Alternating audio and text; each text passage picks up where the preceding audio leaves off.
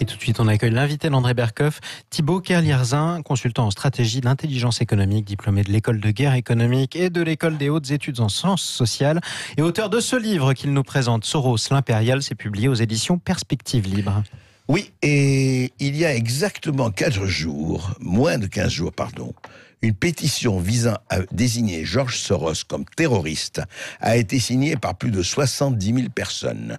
Les signataires qui l'accusent de vouloir déstabiliser les États-Unis demandent aussi la saisie de ses biens. Voilà, et c'est dans ce texte, on ne va pas le lire entièrement, Soros est la pire pourriture du monde, c'est lui le plus grand coupable de cette traite négrière des OMG, et c'est lui qui paye l'invasion de l'Europe, etc., etc.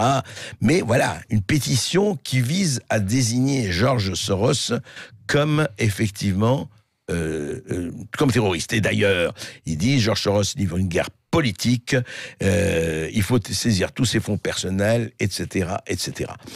Alors, qu'est-ce qui se passe exactement? Vous voyez, ça c'est nouveau, c'était il y a 15 jours. Alors, Thibaut Kerlierzin, au fond, George Soros, si on avait à le définir, vous avez fait un livre tout à fait passionnant, qui est paru chez Perspectives Libres, et Soros, l'impérial. Comment on définirait George Soros? Un peu à Sergio Leone, en fait. Pour certains, c'est Soros l'impérial, c'est-à-dire quelqu'un qui a des caractères majestueux, donc ça serait le bon. Celui qui va aider les pauvres, financer des mesures éducatives, financer l'aide aux minorités, l'inclusion des minorités. Aider les migrants. Aider les migrants, que ça arrange chasser bien, par les guerres, etc. Exactement. Oui. Bon, ensuite, il faut voir les pays où il aide à organiser des révolutions colorées. Oui, pour le bon. C'est ça. Voilà, des entreprises dans lesquelles il investit, des entreprises que ça soit de santé, le souci écologique.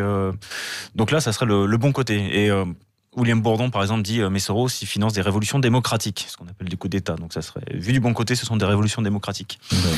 Sinon, ça peut être la brute et le truand à la fois, c'est-à-dire là on dirait Soros l'infernal, c'est celui qui spécule contre les monnaies, qui fait sortir la Banque d'Angleterre du système monétaire européen, qui organise des révolutions colorées, qui orchestre l'avenue des migrants, en finançant des ONG le long de la route des Balkans occidentaux, mais aussi en faisant de l'influence auprès de l'Union européenne, aussi auprès de la CEDH, comme on en discutera sûrement. La Commission européenne des droits de l'homme. Oui, c'est ça. Celui qui spécule contre des entreprises, comme des entreprises du charbon, Arch Coal, Peabody Energy, par exemple, aux États-Unis, à Liberton dans le pétrole. On pourrait donner. Mais il a fait, alors, Thibaut Kerlierzin, il a fait sa fortune sur la spéculation. Oui. Ouais, à partir des années 60, c'est sûrement, comme le disait Charles Gave, c'est un génie au niveau du trading. C'est l'homme qui a fait le plus de fric à Wall Street. Donc Charles Gave disait, on évalue sûrement à plus de 100 milliards de dollars. On ne peut pas évaluer sa fortune globale puisqu'il donne beaucoup d'argent. Mais ce serait dans cet ordre, 100 milliards de dollars. Oui, c'est ça. Ouais. Oui, c'est quelqu'un qui a fait le trading, qui fait ça depuis les années. La deuxième partie des années 50, quand il est allé aux États-Unis après être diplômé de la London School of Economics. Oui. Et puis qui a été beaucoup plus malin que tous les autres, justement parce qu'il venait d'Europe. C'est-à-dire qu'il a dit lui-même dans une biographie, il a dit mais c'était le jeu de l'aveugle guidant l'aveugle. Il attribuait des valeurs à des sociétés européennes, et puis les autres qui avaient le nez dans le guidon de la bourse américaine le suivaient. Parce qu'il n'était pas sur le marché européen, il était malin. Parce qu'il ne suivait pas le marché européen. Exactement. Donc il a beaucoup spéculé sur le marché européen. Oui, il a attribué, mais depuis les États-Unis. Depuis les États-Unis, voilà, il était très malin là-dessus, il a fait un bon coup. Avec Allianz, sur les valeurs boursières d'Allianz, je crois en 61, ça permet de dégager $1 million. Et là, il a commencé à être vraiment respecté. Mais il bossait pour une boîte à l'époque, c'était pas le patron. À la fin des années 60, en 69, je crois, il a fondé le Soros Fund Management, qui est domicilié à New York, mais qui, pour des raisons d'optimisation fiscale, est devenu depuis 2011 un family office après avoir été un hedge fund pendant plus de 40 ans. C'est un family office aujourd'hui. C'est un family office depuis 2011 pour échapper à la loi Dodd-Frank. Ça s'appelle, rappelez-moi.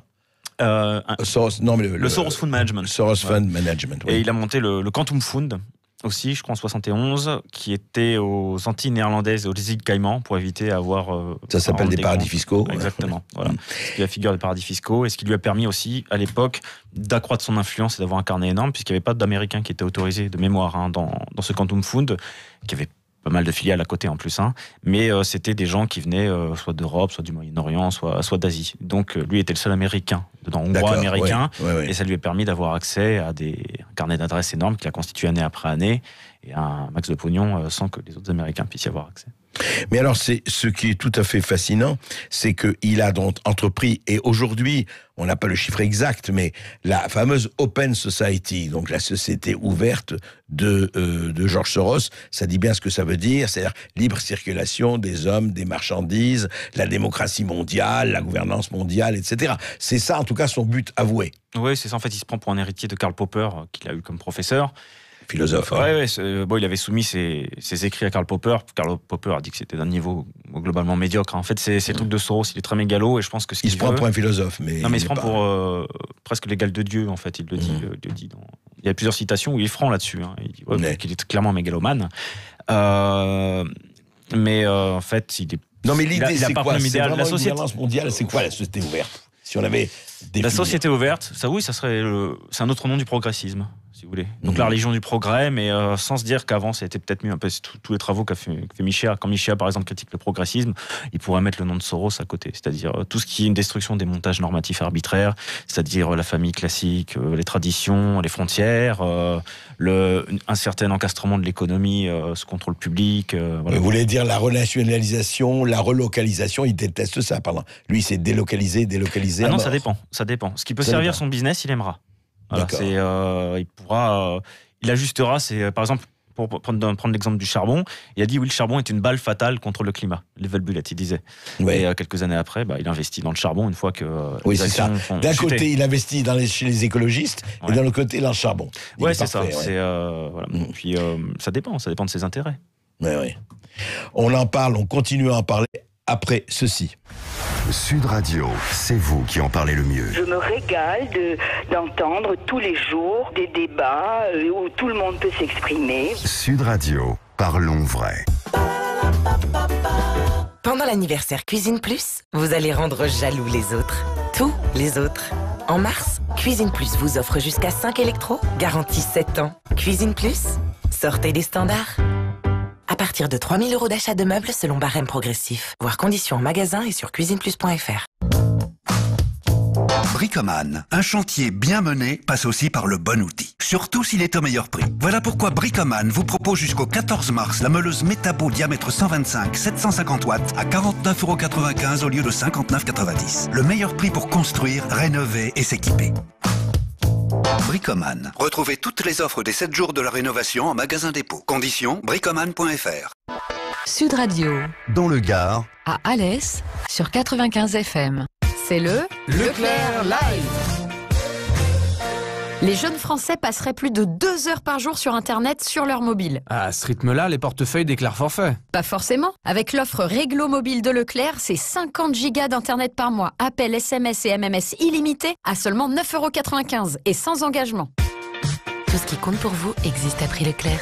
Forfait pour des communications intra-France métropolitaine hors numéros spéciaux. Disponible dans les centres Leclerc et sur aiglomobile.fr. Offre soumise à conditions consultables sur le site. Qu'est-ce que tu fais? J'essaie de découper ma carte bleue périmée. Aïe, mes doigts! Il y a plus simple, tu sais. Chez Bureau Vallée, le destructeur Fellow 6C est à 39,90 € TTC. Il détruit sans effort tous tes documents, les agrafes et même les cartes de crédit. Bureau Vallée, le discount est dans notre nature.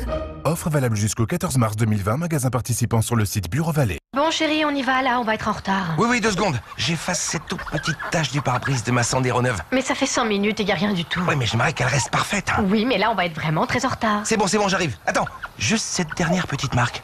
Depuis 15 ans, Dacia rend le plaisir du neuf accessible. Et en ce moment, profitez de Dacia Sandero à partir de 3 € par jour, soit 90 € par mois sans apport, avec 5 ans d'entretien offert. Exemple pour Sandero Access SCE 75, LLD 61 mois 60 000 km réservé aux particuliers du 1er au 31 mars, si accordiaque, voir dacia.fr. André Berkoff revient dans 1 minute sur Sud Radio. C'est le Leclerc Live. Avec 128 pots par personne et par an, les Français seraient les 2e consommateurs de yaourt au monde. Seulement 2e? Ah c'est déjà pas mal. Et du 10 au 14 mars chez Leclerc, pour l'achat d'un pack d'1 kg de perles de lait nature de Yoplait, soit 8 fois 125 grammes, bénéficiez de 60% de remise immédiate sur le second pack acheté. Ah là, on va devenir premier. Tout Tout ce qui compte pour vous existe à prix Leclerc. Voir modalité, magasin et drive participants sur www.e.leclerc. Pour votre santé, bougez plus. Ford. Pourquoi avoir choisi un Ford Puma EcoBoost hybride? Pourquoi j'ai choisi un Ford Puma EcoBoost hybride? C'est ça la question. Parce que je me soucie du monde que je vais laisser à mes enfants. Mais vous n'avez pas d'enfants. Si. Non, ce serait pas plutôt le design? Oui. Pardon? Bah oui. C'est le design. Bah oui. Voilà. Que vous ayez choisi le Ford Puma EcoBoost hybride pour ses faibles émissions de CO2 ou pour son design, après tout, peu importe. Pendant le week-end porte ouverte les 14 et 15 mars, venez découvrir le Ford Puma, le SUV hybride au design irrésistible. Ouverture selon autorisation. Sud Radio, Berkoff dans tous ses états. Le face-à-face. How dare you? You have stolen my dreams and my childhood with your empty words. Oui, Greta, tu as raison. Comment ils osent voler ton enfance et tes rêves avec leurs mots vides. Alors Greta Thunberg, Thibaut Kerliazin, comment elle entre et comment elle fait partie de cet empire ou de cette galaxie Soros? Alors déjà, pour voir quel est son parcours, il y a un journaliste d'investigation suédois qui a fait le travail. Vous pouvez trouver la traduction sur le site Reporter, donc un jeu de mots entre report et terre, TE2RE. Ah oui, TE2RE, oui. Reporter.org qui a traduit l'article en question. Vous verrez tous les réseaux qu'il y a derrière. Alors, c'est intéressant. Mais là où il y a un lien avec Soros, c'est un article allemand qui a trouvé l'information. C'est que Greta est toujours, ou en tout cas très souvent accompagnée d'une jeune femme qui s'appelle Louise-Marie Neubauer, qui est donc ambassadrice jeunesse dans une ONG qui s'appelle One. Et c'est là que ça devient intéressant. Donc One, pour ceux qui parlent de gouvernance mondiale, c'est intéressant que ça s'appelle One, en monde uni. En fait, cette ONG a été fondée par Bono. Bono, le chanteur de U2. Voilà, c'est ça. Fameux Bono, bien sûr. Et Bono U2. qui a été reçu à l'Élysée après l'élection d'Emmanuel Macron. Absolument. C'est peut-être pas parce qu'il aime le pop rock, c'est derrière, en fait, il dirige une ONG qui s'appelle One. Cette ONG, d'ailleurs, a fait du lobbying auprès de divers candidats de la présidentielle en 2017 pour qu'ils signent un engagement pour faire sortir l'Afrique de la pauvreté. Et c'est là que ça devient intéressant. Greta, c'est vraiment l'arbre qui cache la forêt, parce que One, qu'est-ce que c'est au départ? C'est une ONG qui est suivie par un paquet de personnes, et ils ont fait beaucoup de lobbying, notamment aux États-Unis. Ils ont dit, on a réussi à faire jusqu'à l'Élysée en France. Mais aux États-Unis aussi, ils sont allés vraiment très loin, puisqu'ils ont réussi à faire suffisamment de lobbying pour faire passer en 2013 quelque chose qu'on appelle Electrify Africa Act, et donc qui était un engagement des États-Unis pour électrifier le continent africain, exactement. Ce qui parle d'un bon naturel. Mais oui, en fait, c'est pas question on est gentil, on est méchant, c'est bien, c'est pas bien, c'est comprendre comment ça marche. Soros qui fait partie de Helios Tower Africa avec Madeleine Albright et Rothschild, par exemple, pour apporter des antennes relais en Afrique pour la téléphonie mobile. On va dire, ça va permettre pour que les Africains ils communiquent plus facilement s'il y a des problèmes de santé, appeler les hôpitaux. C'est très bien. C'est pas manichéen, c'est pas binaire ça. Mais pour One, vous avez en fait derrière, vous regardez qu'il faut toujours faire ça en termes de méthode. Regardez qui est au conseil d'administration de One. Il y a une personne que j'avais cartographiée sur le site que j'avais créé pour Soros, qui s'appelle Morton Alperin. J'avais pris son LinkedIn, le mec il a passé les 40 dernières années à Washington DC, il a le profil parfait du barbouze, il a été pendant des années directeur du business de Soros, un des directeurs du business de Soros, donc le Soros Food Management, et l'autre côté c'est un des cadres supérieurs aussi de l'Open Society de Soros. Mais un biais aussi, ça serait de croire que Soros est omnipotent, il n'y a que Soros. Il y a aussi des gens de la fondation Gates, il y a des gens de la fondation, enfin pas de la fondation de Facebook, qui sont dedans, le directeur général de Facebook. Et tout ça, il y a beaucoup de business, si vous voulez. Et le projet de One, donc c'est contribuer à l'électrification de l'Afrique, mais par exemple pas le nucléaire. C'est avec un apport écologique, donc tout ce qui est business des énergies renouvelables. Ah oui, éoliennes, panneaux solaires, etc. Ça, voilà. Ensuite, d'accord. Vous pouvez relier à Soros sur les intérêts qu'il peut y avoir à faire ensuite du business énergétique, du lobbying énergétique. Mais vous parlez de Greta Thunberg sur le climat. Et derrière, comme dans la plupart des ONG, vous voyez qu'il y a un monde énorme d'entreprises qui sont prêtes à investir, à faire du business et à capter des parts de marché. Et à se positionner en tant que... Parce qu'il y a un marché d'écologie énorme. Exactement. Aussi, il faut dire, exactement. Ça. Voilà. D'accord. Et alors, par exemple, Oxfam, c'est relié à ça ? Ouais. Alors Oxfam, je renvoie vos auditeurs à un article qu'on avait fait sur pour la fondation Prometheus. C'était sur les liens entre Oxfam et l'Open Society. C'était quelqu'un de la fondation. Oxfam, il faut rappeler ce qu'est Oxfam. Oxfam, c'est une ONG de lutte contre la pauvreté. C'est ça. On va parler peut-être de Manon Aubry aussi, qui a fait partie d'Oxfam pendant plusieurs années pour montrer certaines contradiction qu'il peut y avoir, je pense, de bonne foi chez des gens qui sont convaincus de lutter contre la spéculation financière. Beaucoup de branches d'Oxfam sont financées par l'Open Society. Pour la France, j'y avais pas accès quand j'avais fait mes recherches, puisque ça marquait dons privés, tant. Et il marquait pas le détail des dons privés. On savait pas si l'Open D'accord. Society finançait. Mais beaucoup de Mais branches vous êtes sûr de d'Oxfam- cela, oui, beaucoup de branches d'Oxfam le sont. oui, D'accord. j'ai fait suffisamment de recherches là-dessus. Il y a beaucoup de branches d'Oxfam qui sont financées par l'Open Society. D'accord. Oxfam a fait partie aussi des cercles Open Society, c'est-à-dire de la Galaxy Open Society, pour lancer ce qu'on appelle l'initiative pour la transparence des industries extractives. Ce qui en fait est un moyen de faire pression sur les États africains pour qu'ils donnent des infos sur comment ils gèrent leur budget et l'attribution du budget qu'ils arrivent à faire à partir de leurs ressources, de l'extraction de leurs ressources minières. Vous avez des acteurs politiques, économiques, sociétaux, et ceux qui ont créé ça, ce sont le réseau Publish What You Pay, qui sont Publiez ce que vous payez. publiez Ouais, c'est ça. publiez ce que Publish vous what you payez. pay, ouais. Dans un ancien nom, et dedans il y avait plusieurs ONG Soros. Il y avait Transparence Internationale, il y avait bien sûr Open Society. Transparency, il y avait... c'est Soros. c'est 200% Soros depuis bien longtemps. C'est une des plus grosses ONG Soros, Transparency Internationale, bien sûr. Et donc vous aviez Oxfam, vous en aviez d'autres, ça peut se trouver encore sur Internet. Ouais. Et donc pour Oxfam aussi, je vais terminer juste en citant Manon Aubry, on voit qu'en fait il y a des gens qui sont sûrement de bonne foi. Je rappelle que Manon Aubry est députée européenne, de la France Insoumise, tête de liste France Insoumise, absolument. Avant d'être à Oxfam, elle était pendant un an au Carter Center, la fondation du président Carter, qui, là, j'ai devant les yeux, était très excitée, la fondation, de continuer sa relation avec l'Open Society de George Soros. C'est grand chose ensemble. Bon. Et Oxfam, elle a été donc pendant 5 ans à Oxfam, mais c'est marrant parce qu'elle est députée France Insoumise, donc censée lutter contre la spéculation financière et toutes ses dérives. Et donc elle a fait 5 ans dans une ONG qui est financée par un des plus gros spéculateurs au monde. Oui. En tout cas, Manon Aubry est tout à fait invitée à répondre, si elle a envie de répondre, sur les antennes de Sud Radio de Berkov dans tous ses états. Mais je voudrais savoir pourquoi, alors on peut comprendre, bon, et comme vous dites, c'est pas binaire, parce qu'il y a des choses intéressantes, mais en même temps, il y a la spéculation, les marchés et tout le business que ça apporte. Mais pourquoi là, on le retrouve toujours dans 3 choses, par exemple les ONG migrants, pro-migrants, on les a encore vus en Grèce et ailleurs, les bateaux, et là on parle toujours de Soros là. Et pourquoi, je pense, de 2 choses précises. Pourquoi finance-t-il, par exemple, en quoi le comité de lutte contre l'islamophobie, par exemple, en quoi Soros, je veux dire, c'est quoi? C'est de dire, voilà, il faut que tout doit circuler. Quels sont, en business, je vois pas un peu son intérêt là. Mais il n'y a pas forcément que du business, il y a l'idéologie aussi qui est derrière. Mais alors justement, quelle est son idéologie là-dessus? C'est une idéologie globalement mondialiste, multiculturelle. Totalement mondialiste, multiculturelle. Ouais. Mais pas, il peut y avoir peut-être du multiculturalisme dans le bon sens. Non, mais là, l'idée, c'est en fait de financer pour qu'on ne puisse pas forcément critiquer une religion. Il finance un acteur qui va faire du lobbying en faveur d'une religion, accélérer les revendications communautaires et donc créer un peu plus, on va dire, de conflits entre communautés. Voilà. Et alors, en fait, lui, il participe, on parle beaucoup, je sais que vous n'avez pas enquêté là-dessus, mais quand même, il y a une très grosse accusation aujourd'hui qui sort, comme quoi il aurait financé une partie non négligeable de la Commission européenne des droits de l'homme. Alors, on dit que la commission, peut-être non, mais des gens qui y siègent. En tout cas, des gens qui y siègent, peut-être, oui, mais enfin, ça revient un peu à ça. Ce que je veux dire par là, c'est qu'au fond, lui, c'est quoi?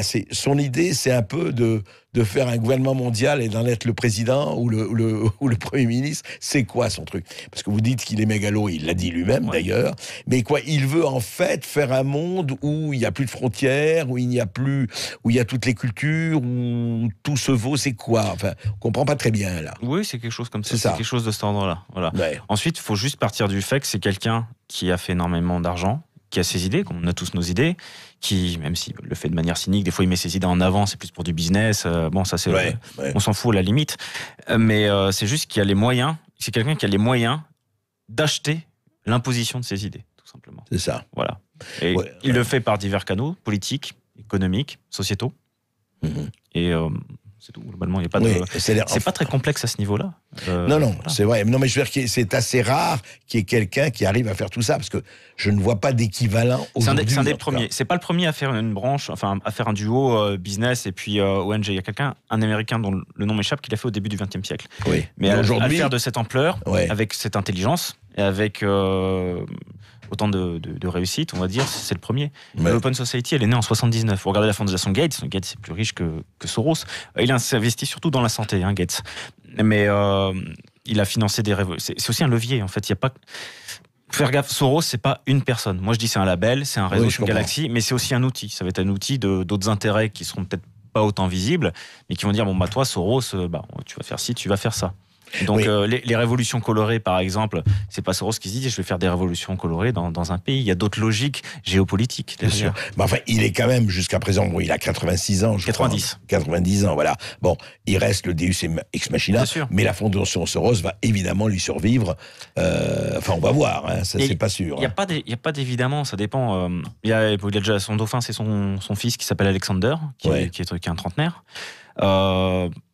Mais je ne sais pas si ça va le survivre. Il faut voir si les personnes qui soutiennent Soros ont intérêt à ce que ça survive. En tout cas, l'idée va y survivre, oui. Oui, ça c'est clair. En tout cas, on continuera à suivre ce phénomène étrange, avec les auditeurs de Sud Radio. À tout de suite. Soros, l'impérial, c'est publié aux éditions Perspectives Libres. C'est signé de notre invité qui reste en notre compagnie sur Sud Radio, Thibaut Kerlirzin. À tout de suite sur Sud Radio, 0826 300 300. Vous nous appelez tous les sujets qu'on a pu aborder en compagnie d'André Berkoff au cours de cette émission. Vous pouvez y réagir. Le coronavirus, la crise migratoire dans les Balkans, par exemple, aux frontières de la Grèce, tous les autres sujets, la marche des femmes hier, notamment à Paris. Vous êtes et Georges Soros. Et Georges Soros, évidemment, l'ouvrage de notre invité. À tout de suite sur Sud Radio. Et nous continuons effectivement, et nous vous attendons, auditeurs de Sud Radio, avec Thibaut Kerlirzin et Pierre-Yves Rougeron. Et nous attendons sur tous les sujets, évidemment, que nous avons abordés. 0826 300 300, pardon, le Gers. On retrouve Jean tout de suite sur Sud Radio. Oui, bonjour Jean. Bonjour André et bonjour à vos invités. Bonjour. Voilà, et merci toujours pour vos émissions très qualitatives, on va dire. Merci, voilà. Merci Jean. Alors, moi je suis, concernant le Corona-19, j'ai l'impression qu'on en fait, je sais pas, mais j'ai l'impression qu'on en fait ou beaucoup, ou alors pas du tout assez, non pas assez. Parce qu'il y a ou l'un ou l'autre. Parce que si j'ai écouté hier un peu les infos, ils avaient l'air de dire que c'était pas plus méchant que la grippe. Bon, mais la grippe, il y a quand même plusieurs milliers de morts tous les ans et on fait moins de flammes pour cette affaire-là.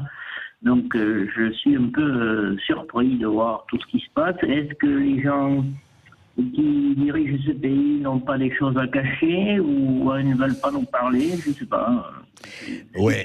Jean, non mais vous pouvez être inquiet. Le problème, c'est que il y a trois choses. D'abord, la différence avec la grippe, et j'espère qu'il n'y aura pas trop de cas, mais la différence avec la grippe, ce qu'on sait déjà, et ça, tout le monde s'accorde à le dire, c'est qu'il y a 1 mort sur 1000 pour les gens atteints par la grippe. Tandis qu'il y a actuellement, d'après ce qu'on sait, entre 2 et 3% de gens qui peuvent mourir du coronavirus par rapport aux gens atteints ou contaminés. Donc ça fait déjà 20 fois plus que la grippe. Maintenant, on peut espérer que ça s'arrêtera, ou en tout cas qu'un vaccin arrivera vite et que ça s'arrêtera avant. Mais ce qu'il faut reconnaître aujourd'hui, Jean, et on ne peut pas dire, aujourd'hui, ils hésitent encore, effectivement, en France, à passer au stade 3, ce que je peux comprendre. Tout ça est extrêmement désagréable et dur, et puis mortel. Simplement, en Italie, ils sont passés à la phase 3. Complètement, ils ont interdit déjà énormément de rassemblements. Ils ont mis en quarantaine les plus riches régions d'Italie. Absolument, et les écoles sont fermées, les cinémas sont fermés, etc. Alors, est-ce qu'on va arriver là ou pas? Vous savez, on n'en sait rien, on n'est pas médecin, on n'est pas scientifique, mais c'est vrai que ça pose d'ailleurs des problèmes économiques énormes, ça pose des problèmes de santé énormes. Bon, il faut être vigilant, mais c'est très très très difficile d'en dire plus. Alors est-ce qu'on en fait, vous avez raison, est-ce qu'on en fait trop d'un côté, pas assez de l'autre? Moi, des fois, j'ai l'impression qu'en France, on n'en fait pas assez, mais c'est une opinion strictement personnelle et j'espère avoir tort, mais quelquefois, je me dis que quand on voit encore un certain nombre d'avions arriver d'un certain nombre de contrées et qu'il n'y a pas effectivement mise en quarantaine immédiate, je rappelle qu'Israël a interdit aux non-résidents son territoire de la part de 5 pays européens, et je ne parle pas de la Chine. Donc, on ne sait pas, on verra. Merci à vous, Jean. Tout de suite, on part à Arles. On retrouve Philippe sur Sud Radio. Oui, bonjour Philippe. Bonjour, cher André. Bonjour. Écoutez, c'est un coup de gueule ou une grande inquiétude que j'ai envie de poser parce que les chiffres, et on voit l'emballement, je parle pas de la bourse, des bourses mondiales qui s'effondrent, je parle de la santé des gens, de la santé de l'humanité. Quand on voit que dans bon nombre de pays, on a démoli les services publics hospitaliers. La France avait le meilleur du monde. Exact. Bien. Et je pense que grâce au sacrifice, et je pèse mes mots, au sacrifice du corps médical français, ils ont réussi, en mode survie, à ne pas être encore naufragés. Mais tant que l'on aura une gestion comptable de la santé qui semble être c'est une attitude criminel que de ramener la santé de millions de gens à des tableaux Excel. Donc, on ne fait pas des économies avec la vie des gens. Ce n'est pas un business, c'est la survie d'une démocratie ou de l'humanité. Et là, je trouve que le risque que l'on a pris, on risque de le payer très cher si jamais on ne maîtrise pas cette pandémie de ce, moi j'appelle ça le connard au virus, parce que nous payons l'obsession du fric de cette société mondialisée qui ne veut toujours plus, toujours plus, toujours plus. Si c'était pour tout le monde en veut plus, mais c'est que pour quelques-uns. Donc que va-t-il se passer? Que vont-ils faire? Et si vous écoutez les avocats maintenant, ils vous disent, mais messieurs les citoyens, organisez-vous, vous avez les moyens de vous défendre, la mise en danger de la personne, ça existe. Ouais. Parce que c'est ce qui se passe. Et donc, si vous voulez, en plus, il y a l'ironie, l'histoire a des points de vue ironiques. Là, ils viennent de faire passer un amendement dans lequel ils disent aux médias qu'il faut alerter sur les problèmes de l'environnement et sur les responsables. Ah, bah ça va être amusant là, parce que si jamais les citoyens se réveillent, comme l'ont fait les Suisses contre la centrale de Bugey, en confiant le dossier à Corinne Lepage pour mise en danger de la vie d'autrui, si on fait la même chose dans la médecine, va y avoir des morts, mais pas ceux qu'on pense. Mais pas ce qu'on pense. Voilà. D'accord. Philippe, merci. En tout cas, non, vous avez écouté, vous avez posé effectivement le vrai problème. C'est, en tout cas, on a laissé faire le tableau Excel de la santé française, et c'est vrai que c'est pas par là qu'il faut aller si on veut sauver les gens. Merci à vous, Philippe. 0826 300 300, on retrouve Philomène sur Sud Radio. Oui, bonjour Philomène. Oui, bonjour André. Bon, alors, 3 sujets, et je vais être très très clair. Premièrement, le connard virus. Alors, le connard virus, comme dirait quelqu'un que je connais bien, qui s'appelle Didier, il est intelligent en France. On a un virus intelligent. Ah bon? Ben oui, vous savez bien. Il ne va pas s'attaquer aux usines, parce que ce sont des gens qui travaillent. Bon, ça, on passe. D'accord. Deuxième sujet. Polanski et Woody Allen. Oui. Au témoin d'un doute. Oui. On n'a pas à la tête de l'État quelqu'un qui a eu un abus sexuel de la part de... Enfin bon, bref, vous voyez ce que je veux dire? Je vois ce que vous voulez dire. Mais voilà. Écoutez, alors, non, mais je vous écoute. Vous savez qu'on évite à Sud Radio, on n'évite aucune question. La grande différence, effectivement, quand même, alors, les différences d'âge, on connaît, etc. Peut-être différence, et c'est pas pour défendre qui que ce soit, bon, ils continuent à vivre ensemble. Bon, c'est pas du tout... bon, alors attendez, André, on va pas repartir pourquoi ils continuent à vivre ensemble. Vous le savez aussi bien. Enfin bon, bref. On sait qui a formé ce monsieur. On en reparlera une autre fois, peut-être en... Voilà, on prendra le temps, absolument, Philomène. Et troisième chose, j'aimerais parler des scènes de guerre dont parlent les médias, là. Ce ne sont pas des scènes de guerre, les manifestants. Les scènes de guerre, les deux camps sont équipés des mêmes armes. Ouais. Vous parlez de quoi? Des manifestations féministes qu'il y a eu? Oh non, mais je parle pas de celles-là, parce que ça, c'est dirigé. Enfin bon, bref. Non, je parle des gilets jaunes, les pauvres gilets jaunes à Lyon, qui se sont fait canarder, qui se sont pris des LBD. Je suis désolée. En face, et vous aviez les LBD, et en face, vous aviez quoi? Rien. Et ça, c'est pour faire plaisir à une amie médic qui est bouleversée, qui subit un choc post-traumatique énorme, parce qu'elle a vu des trucs horribles. Scènes, oui. Non, mais l'histoire des LBD, c'est effectivement une histoire grave. On en a beaucoup parlé. Et il y a un vrai problème avec les armes, qui sont des armes létales, il faut le dire. Et on en a beaucoup parlé ici. Ça ne suffit pas, mais vous avez raison de l'évoquer. Il y a un vrai problème qui n'est pas du tout résolu au niveau de l'État et qui devra être résolu un jour, j'espère le plus vite possible. Merci à vous, Philomène. Tout de suite, on trouve Pierre sur Sud Radio.